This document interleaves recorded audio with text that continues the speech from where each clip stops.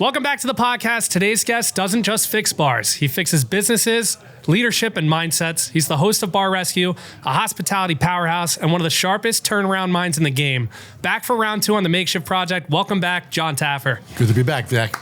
We're excited to have you here. Thank you, man. Last time we were at Carmine's. We're at the sister restaurant Virgil's now. And I just ate, by the way. What'd you think? The barbecue. The ribs are as good as I've ever had. I think this is... I like dry rub. Me too. Yep. I love it. I think this might be the best barbecue in New York City. In my opinion. I bet it is. It's delicious. We Yeah. always come here. We love this place and Carmine's. Chicken was great, too. They don't have another sister restaurant for us to go to the following time. Yeah. So Gotcha. this will be the last time, or maybe we'll go back to one of the two. But Carmine's was great, too. Carmine's yeah. is delicious. Yeah. Yep. Carmine's is delicious. We wanted to ask you about the new season. What can we expect that's new or that you're super excited about that's different this season coming up? Transitions, guys. Okay. These families that I'm dealing with, this, imagine this, you're $500,000 in debt. You took it from your parents. You're 50 years old. You're so screwed up. You're living in their basement. You already lost your house.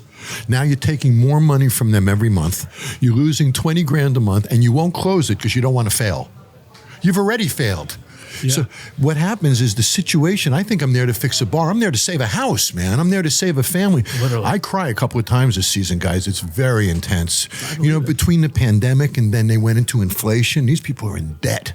Yeah. Some of them are behind in taxes, payroll taxes, creditor debt. Damn. So they're stressed, man. So this is definitely the heaviest season we've ever had.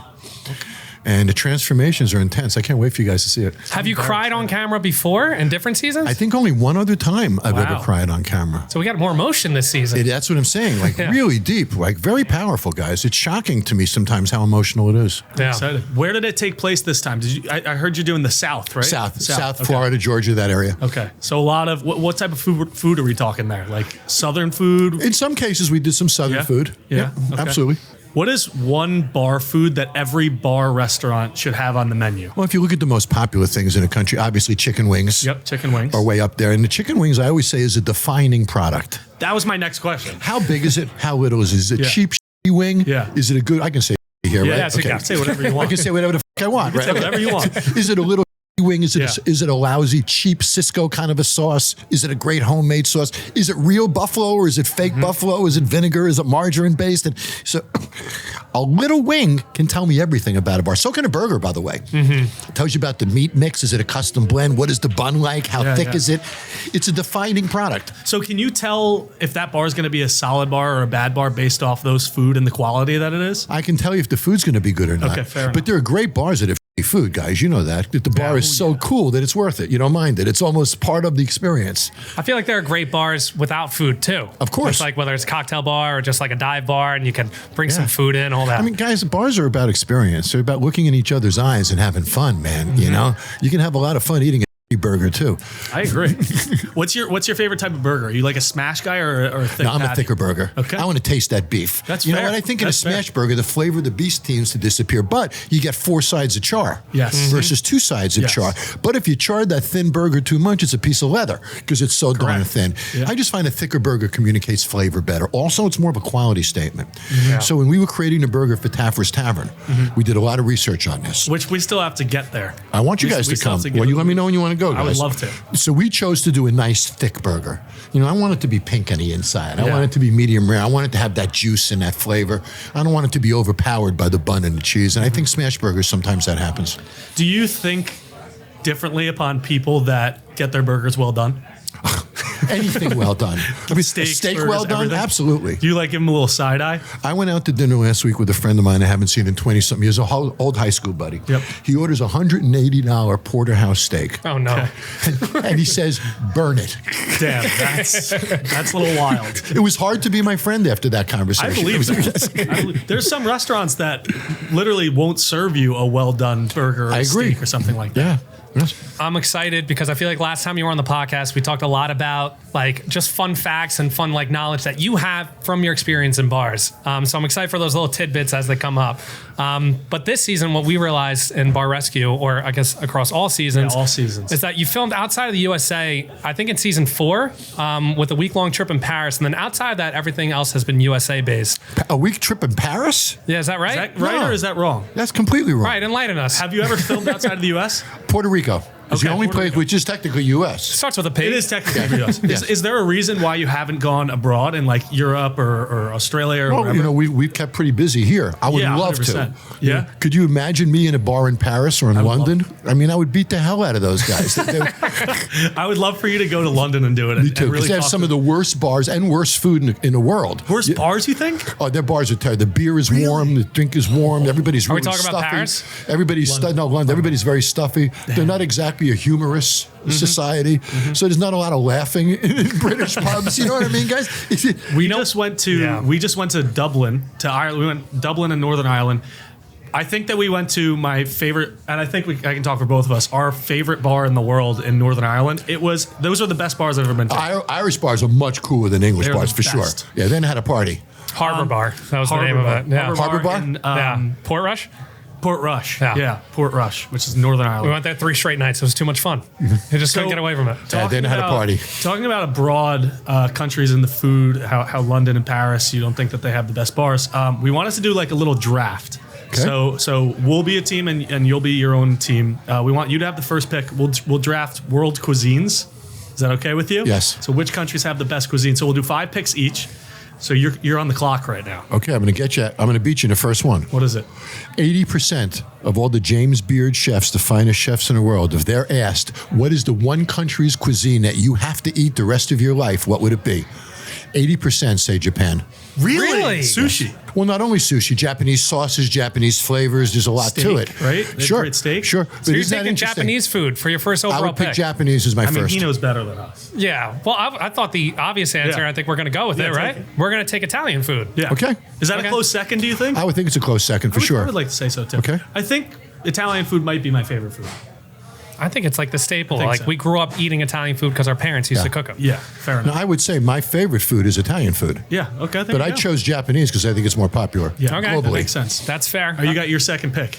You got it in your head? Yes, Let's hear it. Thai. I love that Thai. pick, honestly. Thai food is fantastic. I was going to go Mexican, but I chose to go Thai. Are we going to stay basic or are we just going to stick Yeah. with the script here? Yeah. Yeah. Okay, we'll take the Mexican food. We're going to take Okay. Why not? Okay. What's your favorite Thai dish? Ooh, They have a lot of spicy food there, a no? lot of spicy food. I like a nice peanut chicken, a nice spicy peanut chicken. Okay, I like that. All right, so we got Italian and Mexican. Yep. And you got Thai and Japanese. You got 3 more picks. Okay. You're on the clock. Okay, I'm going American all the way. I like, see, when we do this kind of stuff on the podcast and on our channels, when we talk about USA food highly, we get ripped in the comments, and I disagree with I that. completely disagree with Yeah. that. Guys, go to England. How many shepherd pies can you eat?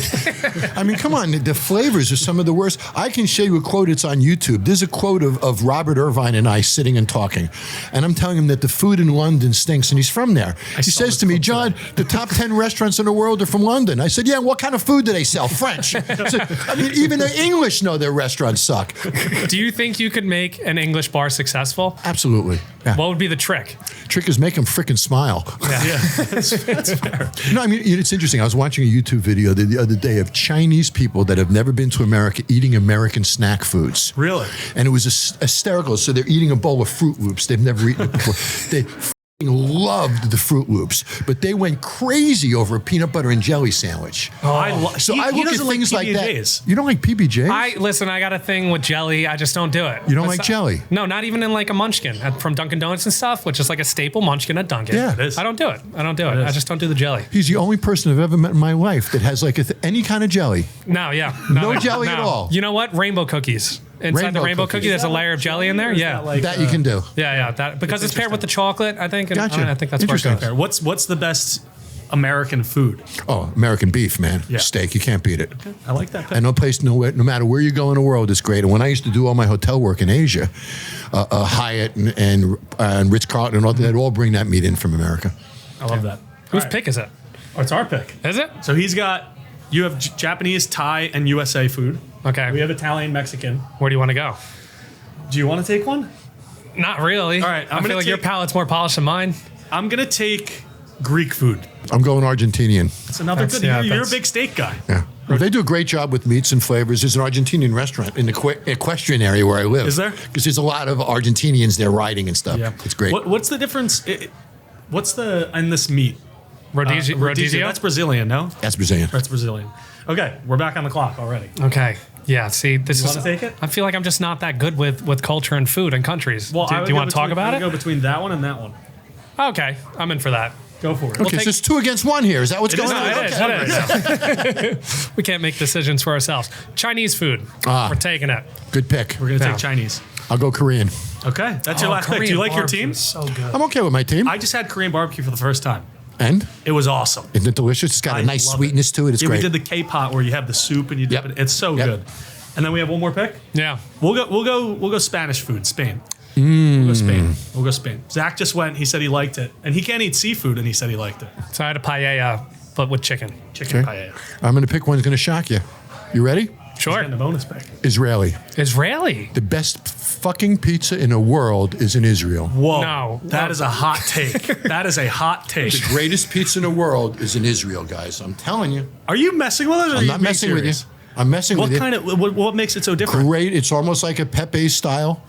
Okay. You know, thin crust, just a great, you think you're in Italy. They Really? just happen to make great pizza. They love it there and they do an amazing job at it. You're making that statement in since New York we got City. Mexican, nobody, you picked Italian, but I'm not sure pizza fits into Italian, right? So I'm going there. I think that might be the hottest take ever said on this podcast. Thank you, guys. But you are like the food and bar guy, so I can't argue. I can't argue. So go to Israel and have some pizza. What about in the U.S.? Best pizza? Pepe's. Okay. Either Pepe's or Sally's in New Haven. I live in New Haven. You do? I just moved there, yeah. So you know Pepe's and Sally's both. So I think Modern. Have you been to Modern? I have been to Modern. Yeah, You like I thought Modern more? I think Modern's the best out of the three. And then I'll go Sally's and then I'll go Pepe's. But I Really? think all three are phenomenal. Yeah, I say best pies. Anybody Connecticut. could pick one of those three and they wouldn't Yeah. be wrong. Yeah. I've never had New Haven pizza. Really? Really? And you call yourself a food guy. He doesn't have the right to be on this podcast. I've never called myself a food guy. Never done that. I like the industry in the city in the West Village. Have you been there? yeah. It's delicious. It's delicious. I say if like And you, there's a Pepe's now in Yonkers. they pop them up everywhere. I feel Yeah. like I see It's a the billboards franchise on the now. highway when I'm Yeah. driving down. It's great. So we came up with this question. I think it fits you perfectly. I think you're going to have some good takes on this. We're going to call it profit or problem. We're going to give you. So I like you're- this already. Yeah, you're an expert in your field, so we wanted to ask you certain things in bars that create money or lose money. So, do these bar trends create money or lose money for the business? Pool tables Make money. make money. Yeah. Okay. I have a Small question pool about- tables, not big ones. What do you mean by that? There's two size pool tables. Yes. The small ones is about a 20-minute play, 15 to 20-minute play. Okay. The larger ones can be a 40-minute play. Right, because you miss more. So you want a 20-minute play so you can keep turning it. But the other thing is you always want a pinball machine near the pool tables. Pinball machine. Yes, statistically, people waiting to play pool will play pinball. Really? Just to And kill the time? Just to kill the time as they're waiting to play. Or So- a shuffleboard or something like that. Something like that, but pinball connects really well. So, Yeah. so you know, we find that if we have pinball machines next to, we can keep the revenue going, keep them happy and drinking as they're waiting to play. Does the pool table actually generate enough money to like make it worth it, or is it keeping the people in the bar long It's just enough? giving a reason to stay. Yeah. Also, you can do leagues on off nights. You Yeah. can do couples, you know, women, men, all that kind of stuff. We were great. talking about this before, and he was saying the exact same thing. We go to a bar in Hoboken. We used to go almost every single Thursday, and it was solely because they have a free pool table there. It's the only free pool table, and it's packed on Thursdays Wow. just because of the pool. There's a great pizza in Hoboken. I forget the name of it. Is it for like standard Yeah. pizza? No, it's wood fired, coal fired. Is Oh. it Flour or is it 10th Street? 10th Street Pizza. recall. I think it's 10th Street Delicious. Pizza. That could be. It was Yeah. great. It was good pie. 10th Street's great. So right pool down tables the- make money. Right down the street from Yale. Pool tables make money. Yeah. What about karaoke? You know, I'm not much of a karaoke guy. The problem with karaoke is a lot of people that play karaoke don't drink. Yeah. You know, years ago, I was involved in a country western bar with the Gatlin brothers. We spent a fortune on it. And, you know, I found that I built it so upscale that I had 45-year-old customers. They drank water and line danced all night long. I never made any money. Interesting. So certain groups drink more than others. If you're going to do karaoke that draws a young drinking crowd. Don't do classic karaoke that draws a how would you go about 45-year-old that? lady who's going to drink water all night long. How would you change it to attract a younger crowd? Thematic karaoke. What does that mean? So Metallica night, karaoke Metallica. I mean, just take it in a different direction Yeah. and make it more of a youthful form. Format it rather like than have that. it be a free-for-all. I feel like I can't do karaoke sober. Yeah, I'm like not, either. I'm not I couldn't confident either. enough. I need a few drinks flowing to get it in me to give me the confidence. Yep. yeah. So we're saying karaoke is a no-go. Karaoke, typically a no-go. Typically a no-go. What about bottomless brunch? Bottomless, anything bottomless, I'm gonna have an issue with. Yeah, so we're not going bottomless. You know, brunch is really expensive, guys. It's very hard to think about. It can cost you $4,000 or $5,000 just to set that table up. and then you got to hope they come. Yeah. So I'd rather have order a la carte. Yeah. I don't make it until you're there. Then that, so you got to make sure that brunch fills up. So brunch in itself can be a challenge. Correct me if I'm wrong, but I feel like brunch has gained popularity in the recent, like, past 5 to 10 years. Was it not like a huge thing in the 90s or the 80s? Oh, it's been around for a long time. I mean, Blues Brothers did a famous gospel brunch and stuff for many, many years. So That sounds fun. So we're out on bottomless brunch. we're at a bottomless. Yeah. Regular brunch, maybe. Maybe a brunch. Yep. Okay. What about live? Small, and I'd give you small plates. That's fair. What about live bands every night? You know, it's interesting that the pendulum swings back and forth between live music and recorded music. Okay. Very often bands are too heavy for the light stuff, too light for the heavy stuff. So you don't have that flexibility. Look, guys, I own the only patent ever issued by the federal government in music management. Really? For hospitality property. Yeah, I'm a nutcase on this stuff. So beats per minute, flows. I can increase table turns. I can make them turn tables 20% faster in here just by playing with the beats per minute of their music. So faster beats per minute, Absolutely. more turnover? Then the instrumentation makeup. You know, if I have gangs in a nightclub that I don't like, if I play 3 female vocalists in a row for 3 nights, they'll leave. So That's brilliant. So See, these are the facts I I'm can talking change about. all of these aspects through music and environmental programming and such. You know, that's the exciting part of the business to me. And I love doing that. Have you taken like a psych course or something to like get in the brains I've of taken people? cultural anthropology courses and I've read a lot of books on human behavior. Yeah. So I study human behavior. My job is to change it. I want you to have more fun than you normally have, eat more than you normally do, drink more than you normally do, and go home and say to yourself, man, that was great. Yeah. And you're not going to do that on your own. Yeah. I got to get you there. And I take that responsibility. That's what a great bar and nightclub is. That is awesome. So we're 50-50 on live bands for problem or profit. Yeah, but the pendulum goes back and forth. Yeah. You know, what I like to do is have a DJ and a band. And then I'll really work it well. I'll have the DJ play a song and the band will play the same song and I'll beat mix them into each other. Ooh. And we'll flow back and forth. The other thing is whenever you change, it always has to be a bump in energy. So the band goes down a notch before the DJ comes in, so he hits hard. The DJ goes down a notch before the band kicks in, so he hits hard. And there's a way that you program this to keep the engagement and the psychological reactions working for you. This is stuff that I've never thought about, and I didn't think I would ever think about. That's why I'm here, guys. I love it. We go out to have fun. He makes it fun for us. Yeah, I fair. like that. That's fair. You know, a lot of people are experts in making music. I'm an expert in playing it. Yeah. I know how to exhibit music and create reactions. You know, Like the that. order of songs, all of these things are very powerful. What about bottle service in smaller bars or clubs? You know, it depends upon the environment. You know, these days, guys, exclusive doesn't work. Inclusive works. I like that. So, you know, I think if you're going to do that, don't charge $1,200 for a $70 bottle of vodka. Yeah, it's that is like an astronomical markup in the entire industry. But you're not buying a bottle. You're buying an ego, man. Yeah, I don't think I've ever bought a bottle. Or dare I say, you're out with a new date and you're trying to get laid. It's one of the two. That's fair. That's fair.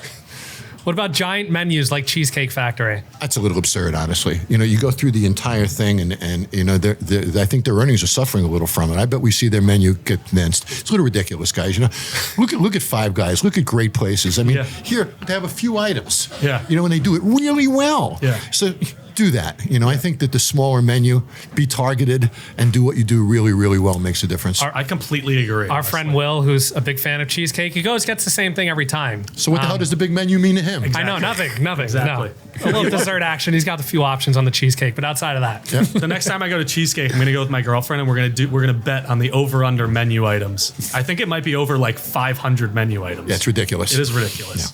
I can't believe it'll be that way a couple years from now. I'd be surprised. Yeah, I would too. We have a pretty funny question that we want to ask you. Okay. Okay. So, are we good to ask this? I think we're good to ask. Yeah? Okay, cool. Go for it, guys. Who said these quotes, Jon Taffer or Gordon Ramsay? Okay. Okay. So I we're hope gonna I have can. you I guess. hope I can remember. I would hope so too. Okay. The first quote. So I'm going to tell you if it's me or Gordon. Correct. Okay. Yes. I don't yell. I project loudly. Gordon. Incorrect. That was me? That was you. That was very profound. I'm proud of myself. That was really good. I was gonna say some of these you might have said in like the heat of the moment, or like Absolutely. so maybe That's you funny. forget. I got the first one wrong. Okay, let's see how we I do. thought you were going to ace this. This is awesome. I love this. Okay, next one. This tastes like it was cooked in a dirty sock. I bet that's Gordon. That one is Gordon. Okay. All right, you That got one that is one. Because I correct. wouldn't use sock. Yeah. What would you use? Your underwear, maybe? You cooked it in your ass? Interesting take. Interesting take. I'd be a little more vulgar than Gordon, I think. If incompetence were a sport, you'd win a gold medal. Ooh, that could be me. Positive? I think so. You're correct. Yep. That's a great quote. That sounds like me. I like that quote a Do lot. these just come off the dome? Yeah, Like they just do. in the moment? They do. Sometimes I surprise myself. I say, That was pretty good. Oh, man. Okay. I've seen better teamwork in a pickup basketball game. Gordon, That one was you. that was me again. That was Wow. you, yeah. You're surprising yourself. I am surprising myself. I don't think Gordon is a big basketball fan. You know, I should have realized that. That's right. Yeah. Context clues. Yep. I shouldn't have said that one. All right, I want to get these next few right, We guys. only the got one pressure's more. on. We only got one more for you. Uh-oh, I better nail this. This pizza is so disgusting. If you take it to Italy, you'll get arrested. It's a tough question. Gordon? That is correct. That is correct. Nice work. Nice work. I have a good pretty That well wasn't there. easy, guys. That wasn't No. easy. After 283 episodes, honestly, if half the owners walked past me, I wouldn't even recognize them. Yeah. So it's hard to remember True. the things that I've said, I honestly. had a tough time finding quotes for you that wouldn't give it away because 80% of your quotes have the word bar in there, and I think that you would just get that pretty easily. Do you think season 10 has more quotes, more iconic, memorable moments? Yes, I do. I do. Do you remember By the way, them? the greatest quote of all, you didn't put I in. was going to ask you, do you have a favorite quote that you My said? favorite quote ever. What is it? Is I can help your sagging revenues, but I can't help your sagging boobs. I did not see that one. Who'd you say that to? I said that to an owner who had sagging boobs. Yes. That's fair. That's fair. Oh, man. Shut It Down is probably the most iconic one. It is. I trademarked it. Did you? I actually own Shut It Down, That's awesome. So you could create merch that says "Shut It Down." and nobody else can. Nobody else can. How many, because I think we hinted at it last time, how many like trademarks, patents do you own? Oh boy, how many trademarks do we have, Sean? 48. 48. 48. That's Now, 48 my more brown than butter I have. bourbon, we've trademarked brown butter bourbon, so I own browned butter for any spirit category. Really? So nobody else can use browned butter, rum, brown butter. They can't. Only I can. So didn't know I'm that. big on protecting. And you have a possessors. brown butter bourbon. I do. Taffer's brown butter bourbon. I Do we have want a to bottle, try Sean? that. I got to try that. I'll give you a bottle when we leave. Oh, that would be Deal. incredible. Deal. I'm a big bourbon guy. Yeah, you'll love Man. it. I was thinking Taffer's Tavern, signature dishes, right? Like when you go to Taffer's Tavern, what's the different experience that you have as a customer going in there versus a typical bar? Well, first of all, because it's Taffer's Tavern, people are going to have high expectations, right? Yeah. You know, I scream and yell when people fail. I can't fail. So they're going to have a high expectation. That puts some pressure on me right from the get-go, Zach, you know? So we got to have wonderful food. It's got to be well presented. Some of my favorite items are like our blazing bacon flatbread. Our whiskey burger is to freaking die for. Oof. And I'm really proud of the food there. But, you know, for me, it's very high pressure Yeah. to do this. I didn't do it for a long time. I could have opened restaurants, and I didn't do it for many, many years. Now I did. I'm really happy. It's going well for us. Do you have a drink there that, like, it's a special experience at Yeah. Taffer's Tavern? Yeah, they all are, actually. They're Yeah. all photograph worthy, and they're all very, very special. But our campfire cocktail is made with my brown butter bourbon. Nice. And it comes out with some smoking wood chips. And it's yeah. but all the presentations are great. I'm really proud of it. They made a nice. They had an event here at Virgil's the other night, and they made a nice s'mores old fashioned with a toasted marshmallow. It Yep, was we do it. We do it too. There's a awesome. graham cracker and a toasted marshmallow on top, Toasted and we light it on marshmallow. fire at the table. Toasted marshmallow and an old fashioned, extremely underrated. Yep. It is awesome. That might be your favorite version of a s'more. So when I give you my brown butter bourbon, you got to try the brown butter old fashioned. deal. Yep, you'll love it. I wonder if they can make one here for us with the bourbon. We'll have to see. Don't you Yeah. have a favorite drink that has to do with, I guess it's not that one. What was it called? For many years, I drank Godfather's, Godfather's. which yes. is Scotch yes. and amaretto. We looked that up. Yeah. Yes. I don't think I've ever had one. It's it's good. Yeah. I put just a couple of drops of amaretto on Yeah. top. It's a good drink. Classic.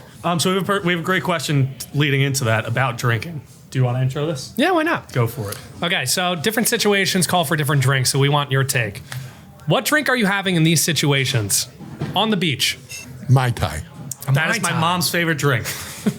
She only drinks that. Some people go for the Corona, like a beer. When you hear Mai Tai, think of the word rats. Rum, almond, triple sec, sweet and sour. That's how you make a Mai Tai. Really? I love that. Now I can make one I'm for going to my make mom. a zombie. Ratso. Add orange juice. You got a zombie.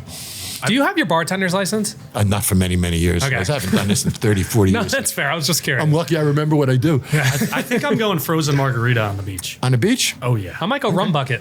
rum bucket. Good. I think all good choices. My dad has a quote. He says, 1 bucket is good, 2 rum buckets, you're half lampshade, and 3 rum buckets, you're full lampshade. Full agree. lampshade over your head. I agree. But let me share with you. You're on the beach. Yeah. You have margaritas in Mexican restaurants. You're right. When you're on the beach, why don't you and have something different that's a little more beach-like. Come on, man. Let me think. I mean, you're picking the most popular drink in America. You drink it every freaking day. You're on a beach. It's a special occasion. It's a sunny day. You're loving the day. Another margarita. Come on, man. Miami Vice. Is that better? Oh, Miami Vice? Yeah. Shot of tequila. All right, what are you drinking at a steak dinner? Oh, steak dinner? Taffer's brown butter bourbon for sure, man. Yeah, it's freaking great with a steak dinner. I don't know why. I thought that you might have said wine because wine does pair very well with some steaks. It does, but so does bourbon. Is there science behind that, like pairing well together, or is it just like the vibe? I think it's up to your palate, really. Yeah. Because a lot of people go, they're like, oh, do you want a red wine with that? Yeah. Like white wine doesn't really work with beef. Sommeliers will tell you that all day long. Yeah. But I don't know. Works for me. Yeah. Completely fair. What about at a dive bar? Oh, dive bar?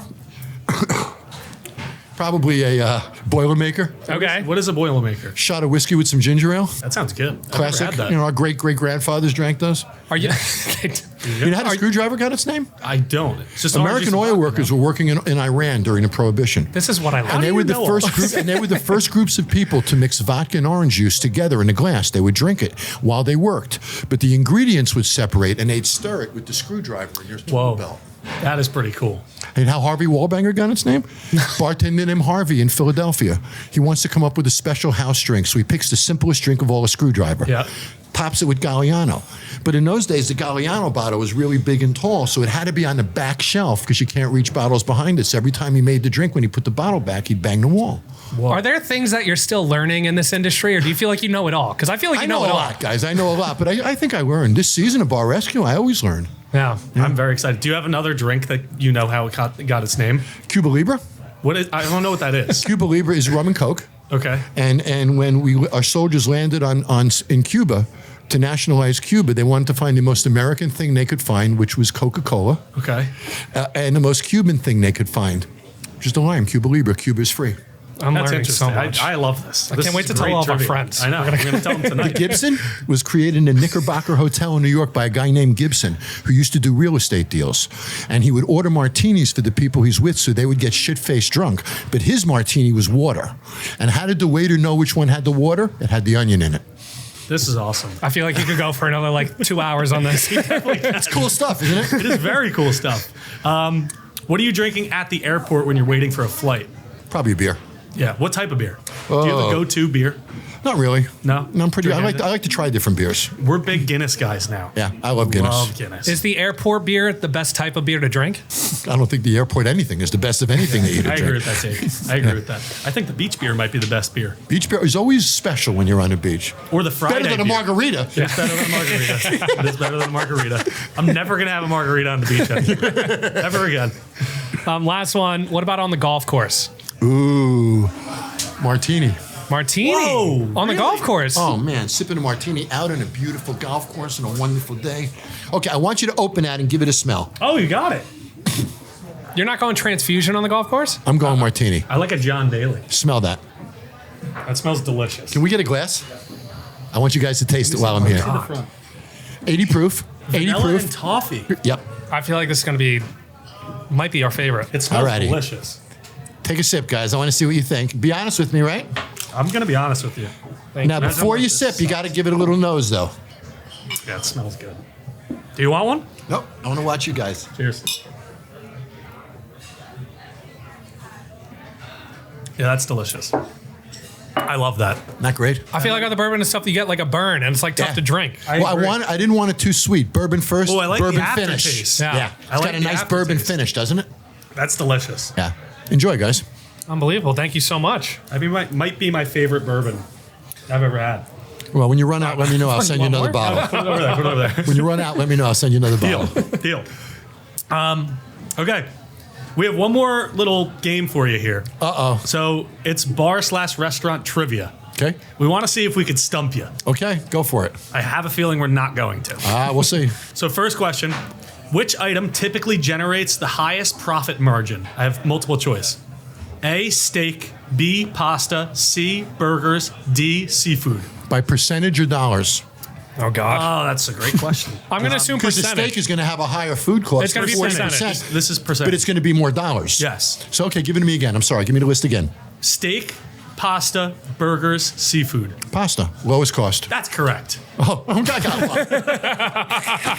I don't know how I would do it. At first, I thought it would be steak, but then I realized that steak is pretty expensive to buy off first hand. But it contributes more dollars. Yes. So with the steak, I don't mind a higher cost, right? Because at the end of the day, I don't put percentage points in the bank. I put dollars in the bank. That makes sense. Do you have a favorite steak? New York. Oh, New York Or strip. porterhouse with a nice filet side Aren't to you it. a porterhouse guy? I'm anything that you put on my plate I in am front of too. me, I'll eat it. I love it. What state has the most expensive liquor licenses? Ooh. Might be here. What do we think? I'm going to say here. Very close. Do you have a Jersey? second I thought guess? it would- It Jersey? is. Yeah, it's New Jersey. I knew it was one of the two. It's Jersey. I thought it would be New York too. That would just make sense. Yeah. You know, I used to say that there's a New Jersey iced tea and a Long Island iced tea, right? What is Two that? different drinks, right? Is that different? The difference is the New Jersey iced tea comes in a polyester glass. Is that a fact? No, it's an insult. That's what it is. Everyone rips on Jersey on this podcast. I saw that there was a liquor license that's just sold in New Jersey for $2.35 million. Wow. That's ridiculous. Yeah, but it sits on his balance sheet, and it's an asset that they can move forward. So fair. it's not like it loses value. It's not So- a fee; it's an asset. Yeah. So hypothetically, if Virgil's ended up selling this place to a new restaurant, you would just sell the liquor license And off? you would recover that cash. That's right, and it might be worth more then. So it could Yeah. be an investment. Yeah. Okay. Oh, wow. I never knew that. It's almost like a taxi medallion here in New York. Same thing. Interesting. Okay. What percent of well, I can't say this. What percent of independent restaurants fall within I'm drunk now. What percent of independent restaurants fail within the first year of opening? You could give us a range. Yeah, if you fall within the range. 60 to 70. I mean, correct me if I'm wrong, but it said 17 to 30%. Is that way too low? I think that's a little low. This is based off Google responses. Also, you see, it's how you look at that number. A first-time operator Yeah. versus a second-time operator with a new restaurant. That's The true. second-time guy with a new restaurant is going to do much better than a first-time guy did. So unless we delineate that, so I will say first-time operators 60 Yeah. to 70, second-time probably 30. That makes sense. Some people might also like keep it open for longer outside of that year, Yeah. right? And it's like you mentioned in the Yeah. new season that like people are holding on to these places that they can't even afford. Right. That's fair. What was the biggest in-debt bar/restaurant that you've come across on the show? I think 800,000. Damn. Can you imagine that, man? No. I can't imagine that. Yeah. That's insane. All right, 2 more questions. What is the typical markup on a well drink? Percentage. Well, a well drink should run about a cost of about 15%. A cost of about 15%. But that's just the do some product in the math. glass. That doesn't include rent, utilities. Right. You're Yeah. telling me I'm right. No, that makes sense. You're right. You're always right. You're obviously right on this. So it's a 400 to 500% markup, which That's makes correct. sense because the 15% cost makes sense. General beverage cost is 21%. Okay. But draft beer can run about 22%. Bottled beer will run 28%.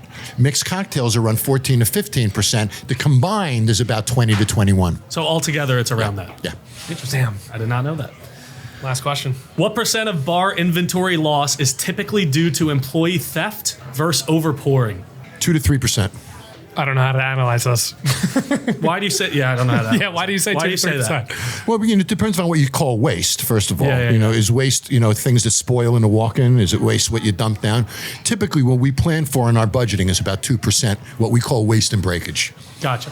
And then on bar rescue, how much percent is like is the average percent that you see employees either stealing or giving out to their friends or overpouring? Like how much? Sometimes I've seen stealing at over 100%, That's insane. where they sell $3,000 worth of liquor, but they only took in $1,500. Jesus. So I've seen, a massive theft. And is that usually just them giving out free shots, free drinks, or The old gimmick that I give you a drink, you ask me another, I give you another drink. Yeah. You ask me, and I give you another drink. Yeah. I say, okay, that'll be $20. You put the $20 in a bar, I walk away. Mm-hmm. Let the 20 sit there for a couple of minutes. Come back a few minutes later, pick it up like it's a tip, drop it in my tip cup. So there's a lot of ways that you do that. And the other thing that bartenders do is they undercharge you. So let's say your drink is $20.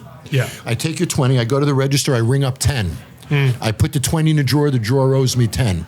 How do I know it owes me 10? I move 1 penny over from one side to another. That penny represents $10. I do another 10, I move another penny. Another 10, I move another penny. So now I notice when I get behind the bar, there's a jar that has 6 pennies. All the other pennies are in another place. I take the penny, dump them in a frickin' drawer. I screw up his count. Now at the end of the night, when he's over count, he gets fired. Damn. That's ridiculous. That's the bar business, guys. How many people have you fired? They fire themselves. I'm just a facilitator. That's a good answer. I would not be good at firing people. That's just the worst part of my job. It sucks. It sucks. Now, some people really, I mean, when they steal from you, you got no problem. Yes. You know, that's an asshole and he deserves it. 100%. But, you know, sometimes it's a good guy who's just not performing well, and that breaks your heart to do it. Yeah, that's tough. That has to be one of the worst parts. We're closing in on time here. I did have one more question. If you have anything additional, feel free to rip it. We were talking before about like kind of splitting the G. It's been a big thing. We've been drinking Guinness recently. Do you find like games that are oriented around drinking like help a bar? Like, is there anything like a specialty drink or something that people go and like kind of have a gimmick to get to the bar and drink it? Yeah, we call those rituals. Okay. You know, Taffer's Tavern has rituals, things that we do to the drink. Anything that causes you to interact and engage, whether it's a game, each other, or the cocktail itself, is good. You know, my job is to engage you. And if playing a beer pong is going to engage you, then so be it, man. Let's play. Yeah. This bar in Jersey City. Do you want to explain it? Yeah, go for it. No, you went. I didn't go. There's this new bar in Jersey City called San Patricio's, and they do, they're going, I think they just did it a couple weeks ago. They did a split the G competition, and they had like 100 people, and they had a little close up on the camera, and you were splitting the G. And then they do a split the G. You get one Guinness. And if you split the G, the Guinness is free, and you get your picture on the wall. Yeah. That brought out like a group of 20 of my friends to get a table, and everyone sat there until everyone split the G? Split the G. He's hammered. The greatest promotion I ever did in my life, I did in 1980. Yeah. It's incredibly politically incorrect today, but I'll say what it is, even though I would never do it today. Yeah. Midget tossing.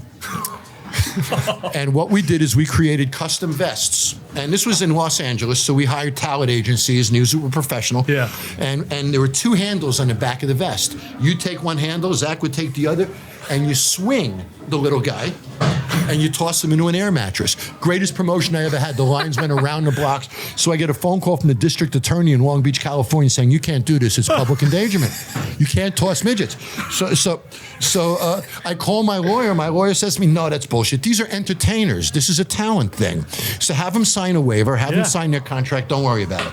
I had them sign their contract. The guy came back the next week, almost shut me down. I had to cancel the promotion. Oh, my God. But those are fun days, you know. And I know it's politically incorrect today, but I got to tell you, those little guys had a blast. Man. I'm sure they did. There was a bar when my mom was growing up in Belmar that used to do turtle racing. Yep. And they used to go every Thursday and bet on turtles racing. That's kind of awesome. Human bowling.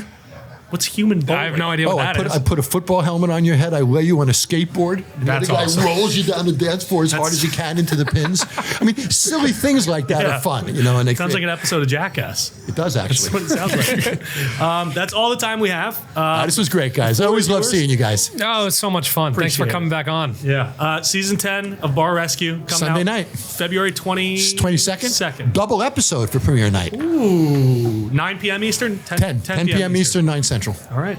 Thanks for coming on the pod. We really appreciate it. Thanks, guys. Thank you, John.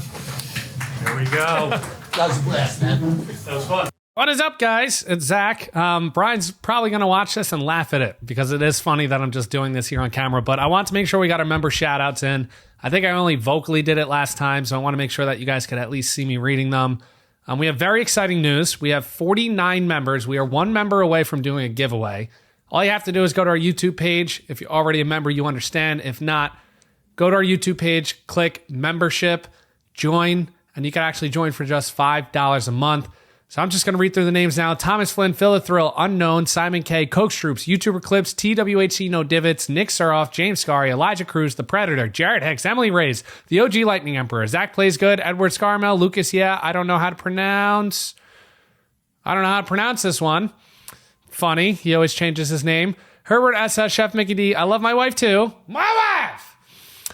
Scoots 26, White Chocolate 99, Hardy Collins, Terry Compton, Shrew Golf 1, P. Gasper, Joby 0156. A chip is stuck in my throat. Brendan Moores, Justin Calderon, James Skillies, Alert 4266, Rodney UK, YC Q4U, Code Makeshift, Benny Boogers 27, 3 Hoffman 3, Tommy Pastor, Bogard, Give Some Love to Poland. That's a great name. Joined 16 days ago. Miguel Bo Jorquez, 1537. Siege Clips 505. We have Bugsby Snipes, Buffalo Boy, JG Wentworth 877, Adidasaurus, and our newest member as of 3 days ago, Dan E611. Guys, we need one more member to do the giveaway, and we'll kind of give away anything that you guys want. Not too extreme, not too big, not too large, but something to get excited about. Thank you guys again for watching. We're going to be back with no guest in the studio next week for just Brian and I and a podcast. So appreciate you guys. Keep fighting, stay makeshift, and have a good one.